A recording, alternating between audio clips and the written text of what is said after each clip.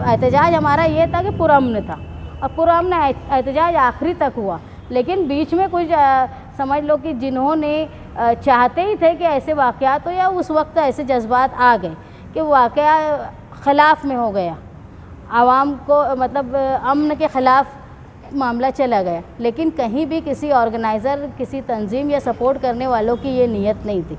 मैं जब मालेगांव के एडिशनल एसपी से मिली, उनसे भी यही कहा हमने कि हम सियासी लोग हैं या समाजी लोग, कोई भी प्रोग्राम का अगर इनेकाद करते हैं तो हम कभी नहीं चाहते कि उसमें तशद्दुद हो। अगर तशद्दुद होगी तो दोबारा हम प्रोग्राम करेंगे तो लोग हम पर भरोसा नहीं करेंगे।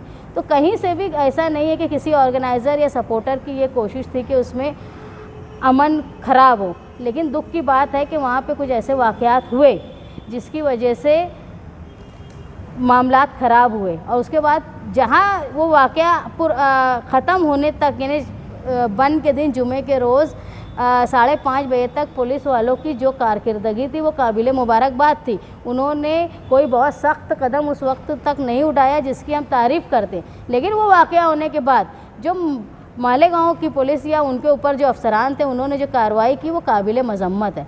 उन्होंने इंतज़ामिया और तमाम सपोर्टर्स के ख़िलाफ़ ऐसे केस लगाए जो तारीख़ में कभी लगाए नहीं गए थे। मैं एक प्रेस वालों को बोली थी कि आप मेरी तरफ से ये बोलो कि मालेगांव शहर में जब शेख आसिफ साहब कांग्रेस से राष्ट्रवादी कांग्रेस में जा रहे थे तो उन्होंने एक बात बोली थी कि हमेशा ऐसी पार्टी के साथ रहो जो गवर्नमेंट की में हिस्सेदार हो, बड़ी पार्टी हो। इनकी पार्टी तो क्या है कर्नाटक में, इनका यहाँ कहाँ कुछ है। ऐसी पार्टी में जाओ जिससे शहर को फ़ायदा हो।